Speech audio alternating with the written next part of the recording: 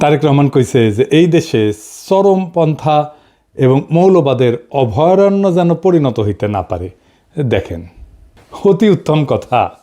তবে ইন্ডিয়া মনে করে মৌলবাদীদের বিরুদ্ধে শেখ হাসিনাই একমাত্র ভরসা। ইন্ডিয়া টুডে একটা নিবন্ধ ছাপিয়েছিল 2022 সালে। 2016 সালে বামেরাও বলতো দেশের বড় শত্রু মৌলবাদ। হাসিনার ফ্যাসিবাদ কিন্তু বড় শত্রু না, বড় শত্রু মৌলবাদ বামেদের মতে। তাইলে আমরা বুঝলাম বাংলাদেশে মৌলবাদ বলে একটা জিনিস আছে, মৌলবাদী বলেও একটা জিনিস আছে যা খুবই খারাপ, তাই না? সেটারে বিএনপি খাইয়া দিতে চায়, সেটা বিএনপি প্রতিরোধ করতে চায়। আচ্ছা, খুব ভালো কথা। তাইলে খালেদা জিয়ার নিশ্চয়ই মৌলবাদীদের সম্পর্কে একটা বক্তব্য আছিল, সেটা কি একটু আমরা শুনে আসি? আসেন শুনি, এডিটর সাহেব শুনে দেন। মৌলবাদী ধর্মীয় লোক আছে কিন্তু মৌলবাদী নয়। তারা বাংলাদেশকে ভালোবাসে, তাদের অবদান আছে দেশের জন্য এবং তারা দেশকে রক্ষা করতে চায়। তার মানে খালেদা জিয়ার বক্তব্যের বিরুদ্ধে দাঁড়াইল তারেক রহমান। এই মৌলবাদ নিয়ে কেন বাঙ্গুয়েলিদের এত চুলকানি? আসেন এটা একটু দেখি, তাইলে বুঝবো বিএনপি কার খপ্পরে পড়িছে।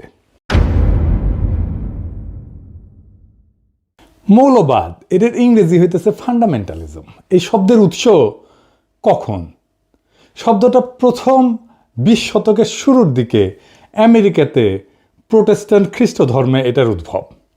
1910 থেকে 1915 সালে এই প্রোটেস্ট্যান্ট খ্রিস্টানরা একটা সিরিজ পুস্তিকা প্রকাশ করে, দ্য ফান্ডামেন্টালস নাম দিয়ে, যেখানে বলা হয় বাইবেলকে আক্ষরিক অর্থে মানিতেই হইবে, আক্ষরিকভাবে মেনে মেনে চলতে হবে। তখন খ্রিস্টান জগতে ফান্ডামেন্টালিস্ট মানে ছিল সেই সব খ্রিস্টানেরা যারা বাইবেলকে অক্ষরে অক্ষরে অনুসরণ করত, বা বলতে পারেন রক্ষণশীল খ্রিস্টানেরা।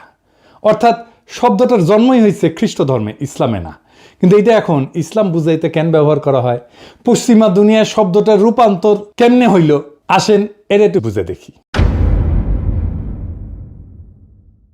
দ্বিতীয় বিশ্বযুদ্ধের পর পশ্চিমা রাষ্ট্রতন্ত্র, বিশেষ করে আমেরিকা, ধর্মনিরপেক্ষতার নামে ফান্ডামেন্টালিজম শব্দটাকে ধীরে ধীরে নিজেদের ধর্মের মধ্যে একটা সাংস্কৃতিক বিরোধ হিসেবে টিকায় রাখে।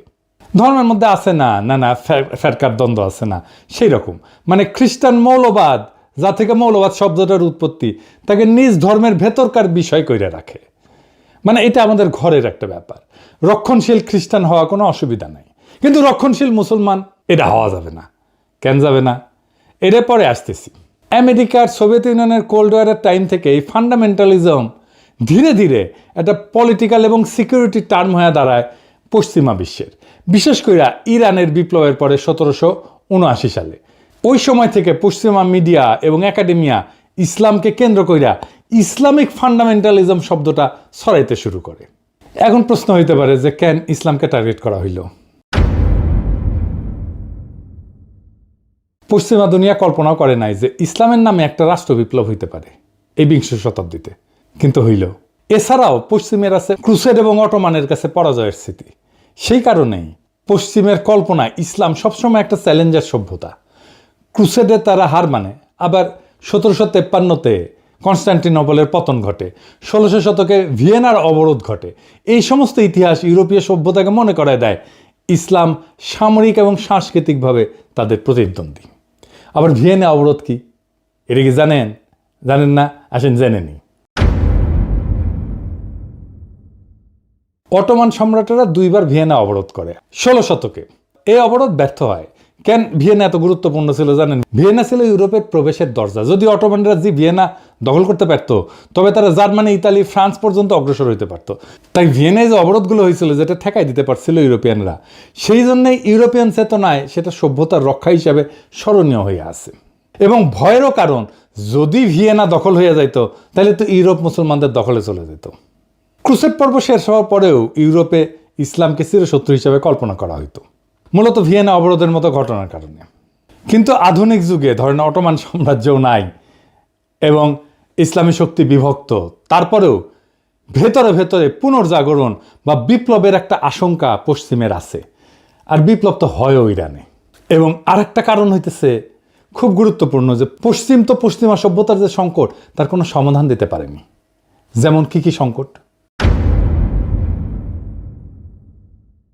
পশ্চিমা সভ্যতার কিছু অমীমাংসিত সমস্যা আছে। যেমন পশ্চিমা সভ্যতা বিজ্ঞান, প্রযুক্তি, গণতন্ত্র, মানবাধিকারে বড় অবদান রাখলেও কিছু মৌলিক সমস্যার আজও সমাধান করতে পারেনি, যেমন বৈষম্যের সমাধান করতে পারেনি। এই পুঁজিবাদী সমাজ ধনী গরিবের বৈষম্য ক্রমাগত বাড়াইছে। বলা হয়তো ধনীদের তরফ থেকে ট্রিকল ডাউন করতো, আস্তে আস্তে ব্যয় ব্যয় ব্যয় ব্যয় চুইয়ে পড়িয়া পড়িয়া নিচের লোকেরা আস্তে আস্তে কিছুটা সম্পদ হয়তো পাইতো। পশ্চিম ব্যক্তি স্বাধীনতাকে সর্বোচ্চ করছে, কিন্তু সমাজ, কমিউনিটি, পরিবার এগুলো ভেঙে গেছে। মানুষ একা, বিচ্ছিন্ন, বিষণ্ণতায় ভোগে। রাষ্ট্র, রাজনীতি, ধর্ম বা নৈতিকতা থেকে বিচ্ছিন্ন হয়ে গেছে। এর ফলে যুদ্ধ, এর ফলে উপনিবেশিকতা, এর ফলে পরিবেশ ধ্বংস, এবং সব কিছুকে বলা হয় প্রগতিশীলতা, প্রগতি, নেসেসিটি, এই বলে বৈধতা দেওয়া হয়। পশ্চিমা বিশ্বে যে ক্ষমতার দ্বন্দ্ব, এটাকে বলা হয়তো যে ব্যালেন্স অফ পাওয়ার যদি থাকে, অনেকগুলো শক্তির যদি শক্তিশালী যদি রাষ্ট্র থাকে, তাহলে একটা ব্যালেন্স অফ পাওয়ার হবে, এইটা স্থায়ী শান্তি নিশ্চিত করতে পারবে, কিন্তু করতে পারেনি। যুদ্ধ কোথাও থামাইতে পারেনি। 2টা বিশ্বযুদ্ধ হয়েছে, কোল্ড ওয়ার হয়েছে, আজকেও তো যুদ্ধ হইতেছে বিভিন্ন দেশে, তাই না? এখনো ইউক্রেনে যুদ্ধ হইতেছে, কয়েকদিন আগে ইসরায়েল ইরান যুদ্ধ হইল। আর প্রকৃতি, পরিবেশ, এটা ধ্বংস হয়ে গেছে। কারণ প্রকৃতি পরিবেশকে এটা মনে করে এটা ভোগের একটা বিষয়। যাকে সভ্যতা বলে মনে করে পশ্চিম, তা মনে করে যে এই পরিবেশ থেকে সব কিছু টেনে আমি ভোগ করলেই আমি সভ্য হইতে পারবো। এর ফলে পরিবেশ ধ্বংস হয়ে গেছে, জলবায়ু পরিবর্তন হচ্ছে, প্রাকৃতিক সম্পদের সংকট এখন একটা বৈশ্বিক হুমকি। এই জায়গায় ইসলাম একটা অল্টারনেট সমাধান দিতে পারে, যদি ইসলামকে কেবল ধর্ম না, একটা সভ্যতাগত প্রস্তাবনা হিসাবে দেখা হয়। তবে কিছু জায়গায় তো কিন্তু বিকল্প দেয়, যেমন অর্থনীতিতে এটা একটা ন্যায়সঙ্গত বন্টনের একটা ব্যবস্থা দেয়, প্রস্তাবনা দেয়। এমন একটা ব্যবস্থা দাঁড় করায় যেখানে সম্পদ এক জায়গায় জমে থাকতে পারে না, এটা ঘুরতে বাধ্য হয়। পুঁজিবাদ বা সমাজতন্ত্র এই দুইটার বাইরে যায় ইসলাম একটা সোশ্যাল জাস্টিস, এর তার সাথে সাথে প্রপার্টি রাইটসের মডেল দেয়। তারপরে সমাজকেন্দ্রিক একটা জীবন দেয়। ইসলাম ব্যক্তিকে সম্মান দেয়, কিন্তু সমাজকে ভাঙে না। পরিবার, প্রতিবেশী এবং তার যে উম্মার ধারণা, এটা মানুষকে সম্পর্কিত করে রাখে। আর নৈতিক যে রাজনীতি, সেটা রাষ্ট্র শুধু আইনের মেশিন না, বরং নৈতিক দায়িত্বশীলতার কেন্দ্র। ইসলামের একটা ধারণা আছে, আমানতের ধারণা। ক্ষমতা একটা আমানত, ক্ষমতা মানে দায়বদ্ধতা। আমাদের এই লিবারাল ডেমোক্রেসিতে জবাবদিহিতা কার কাছে? জনগণের কাছে, তাও দিতে চায় না তারা। কিন্তু ইসলামে জবাবদিহিতা কার কাছে? জনগণের কাছে অবশ্যই, কিন্তু উপরালার কাছেও, কেবল নাগরিকের কাছে না, খোদা তাআলার কাছেও। শান্তির ধারণা, শান্তির ধারণাও ধরেন ইসলামে একটা খুব র্যাডিক্যাল চিন্তা আছে। ইসলাম যুদ্ধকে বৈধ করে শুধু আত্মরক্ষায় বা নিপীড়ন বন্ধ করতে 2টা জায়গায়। শক্তি ব্যবহার মানে আধিপত্য না, ন্যায় প্রতিষ্ঠা। পশ্চিমের যেটা জাস্ট ওয়ার থিওরি, সেটার বাইরে একটা নৈতিক শান্তির তত্ত্ব এটা। তার মানে ইসলামের যুদ্ধ 2 জায়গায় বৈধ, আত্মরক্ষা এবং জুলুম বন্ধে। শক্তির ব্যবহার এটা আধিপত্যের জন্য না, ন্যায়ের প্রতিষ্ঠার জন্যে। এমনকি ধরেন প্রকৃতির সাথে সম্পর্ক, ইসলাম প্রকৃতিকে আমানত হিসেবে বলে, শোষণের বস্তু না। খিলাফার যে ধারণা, সেখানে মানুষ প্রকৃতির উপরে শাসক না, তার রক্ষক। এই যে পরিবেশগত বিপর্যয় হতো, এই পরিবেশগত বিপর্যয় হতো না পৃথিবীতে যদি ইসলামের দৃষ্টিতে পরিবেশ আর দুনিয়াকে দেখা হইতো। তাই ইসলামকে একটা বিকল্প সভ্যতার ধারণা হিসেবে এটা একটা পরীক্ষা নিরীক্ষা করা সম্ভব সমাজে, রাষ্ট্রে। আমি আমার পিএইচডি গবেষণার কথাই বলি, এইখানে যেখানে গ্যাপ, সেখানে ইসলামের ধারণা প্রযুক্ত করলে সমস্যাটা মিটে যায়, কিন্তু এটা নিয়ে অন্যদিন আলাপ করা যাবে। তাই ইসলাম শুধু না, পুরা ফান্ডামেন্টালিজম, এই মৌলবাদ শব্দটা ইসলামের সাথে যুক্ত কইরা একটা ভয় তৈরি করা হয় পশ্চিমে। কারণ আধুনিক রাষ্ট্রতন্ত্র এবং গণতন্ত্রের চ্যালেঞ্জ পশ্চিমা রাষ্ট্রতন্ত্রের চোখে ইসলাম একটা আদর্শগত বিকল্প হয়ে দাঁড়ায়। অর্থাৎ গণতন্ত্র, লিবারালিজম, সেকুলারিজমের বাইরে এক সম্পূর্ণ সামাজিক রাজনৈতিক কাঠামো হাজির করে ইসলাম। তাই একে প্রতিরোধ করার জন্য ইসলামিক ফান্ডামেন্টালিজম শব্দ দিয়ে তাকে ব্যাকওয়ার্ড, ইরেশনাল, অযৌক্তিক, ভায়োলেন্ট, সহিংস এইটা বলে চিত্রিত করা হয়। মুসলিম রাজনৈতিক আন্দোলনগুলোকে যদি ফান্ডামেন্টালিস্ট হিসেবে ট্যাগ দেওয়া যায়, তাহলে তাদেরকে আন্তর্জাতিকভাবে অগ্রহণযোগ্য কইরা দমনকে বৈধতা দেওয়া যায়। কিন্তু দেখেন, হিন্দু ধর্মে কোনো মৌলবাদ নাই, খ্রিস্ট ধর্মে মৌলবাদ নাই, হিন্দু ধর্মে মৌলবাদকে আলাদা করে দেখা হয়। কেন? খ্রিস্ট ধর্মে ফান্ডামেন্টালিজম এটা আভ্যন্তরীণ ধর্মতাত্ত্বিক এবং সাংস্কৃতিক দ্বন্দ্ব। এইটাকে যদি ডেমোনাইজ করা হয়, তাহলে পশ্চিমা জনসংখ্যার একটা বড় অংশ সরাসরি ক্ষুব্ধ হয়ে যাবে। তাই ওদের মিডিয়া এবং একাডেমিয়া খ্রিস্টান ফান্ডামেন্টালিজম শব্দটাকে সীমিত অর্থে ব্যবহার করে, সন্ত্রাস বা হুমকির সাথে যুক্ত করে না, কিন্তু ইসলামকে করে। ইসলামের ক্ষেত্রে তারা এইটাকে এক্সটার্নালাইজ করছে, বাইরের শত্রু, সভ্যতার চ্যালেঞ্জ, আধুনিক রাষ্ট্রের জন্য হুমকি, এইভাবে তারা হাজির করে। কার্ল শিমিট বলছিলেন যে রাজনীতির মৌল কেন্দ্র হইল ফ্রেন্ড ভার্সেস এনিমি, এই বিভাজন। পশ্চিমা রাষ্ট্রতন্ত্র ইসলামের ফান্ডামেন্টালিজম ধারণাটাকে ব্যবহার করছে এনিমি হিসেবে চিহ্নিত করার জন্য। ফুকো দেখাইছেন যে কিভাবে ক্ষমতা ডিসকোর্স তৈরি করে বা বয়ান তৈরি করে। ইসলামিক ফান্ডামেন্টালিজম একটা ডিসকোর্স বা বয়ান যা ইসলামকে সবসময় ইরেশনাল, ভায়োলেন্ট, প্রিমডার্ন এই হিসাবে উপস্থাপন করে। এডওয়ার্ড সাইদও বলছেন তার ওরিয়েন্টালিজমের ধারণায় যে পশ্চিমা সংস্কৃতি সবসময় পূবকে অন্য বা আদার বানায়, নিজের আধুনিকতাকে বৈধতা দেয়। এবং এই যে ওয়েস্টার্ন ডেমোক্রেসি, পশ্চিমা লিবারাল ডেমোক্রেসি নিজেকে একমাত্র বৈধ রাজনৈতিক রূপ হিসেবে দাঁড় করাইতে ইসলামিক ফান্ডামেন্টালিজমকে বিকল্প রাজনৈতিক কল্পনা হিসাবে সে ডেমোনাইজ করে। ফলে আন্তর্জাতিক আইন, সিকিউরিটি, নীতি, এমনকি গবেষণাতেও ইসলামী আন্দোলনকে প্রায় ফান্ডামেন্টালিস্ট থ্রেট হিসাবে বলা হয়। যদিও একই ধরনের ইহুদি বা খ্রিস্টান চরমপন্থাকে সেটা বলা হয় না, হিন্দু চরমপন্থাকে তো বলা হয়ই না, দেখতেছেন তো। যা যা একটা ইসলামী সমাজকে আলাদা মিনিং দিছে সেটাকে আক্রমণ করা হয়েছে পশ্চিম থেকে। নিজের কালচারকে, নিজের প্র্যাকটিসকে ঘৃণা করতে শেখানো হয়েছে। আফগানিস্তানে বোরখা পরা ছিল ফ্যাশন, এটা অভিজাততন্ত্রের প্রতীক।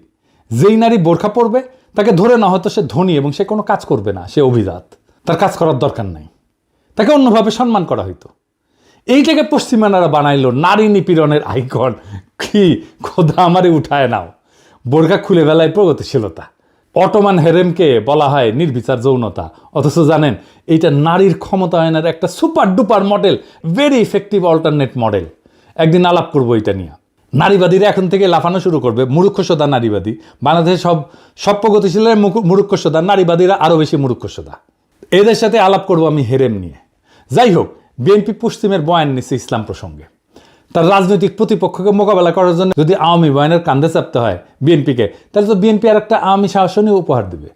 পশ্চিমের ভয় একটা ফেয়ার ইলেকশনে ইসলামী দলগুলো যদি ক্ষমতায় চলে আসে, এই ভয় তারা মিশরে পাইছে, একই ভয় তারা গাজায় পাইছে। হামাস জিতছে, তারা স্বীকার করবে না, কিন্তু মোদিরা মাইনা নেবে। আজিব বাত। এইভাবে রাজনীতি চলে। জামাতের সাথে বিএনপি তো আসলে কোনো প্যারামিটারে জিততে পারবে না, না আভ্যন্তরীণ গণতান্ত্রিক চর্চায়, না কর্মীদের রাজনৈতিক মানে, না কর্মীদের সাহসে, না কর্মীদের সংখ্যায়। বিএনপি ছাত্রদল, ছাত্র শিবির যদি এখন রাস্তায় মারপিটেও নামে, ছাত্রদল হাইরা যাবে। এটা বাস্তবতা।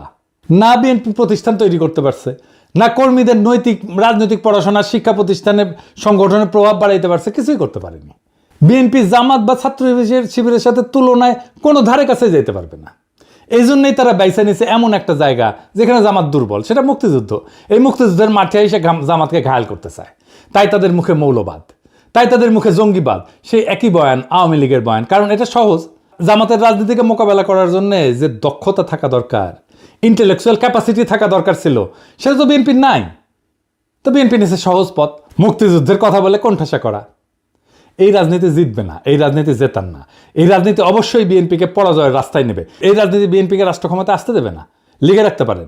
এইটাই বিএনপির রাজনৈতিক পরাজয়ের কারণ হবে। পশ্চিমা শক্তি আমাদেরকে কোনো সাহায্য করেনি হাসিনা বিরোধী লড়াই, আমাদের কোনো ধরনের কূটনৈতিক সাহায্য করেনি।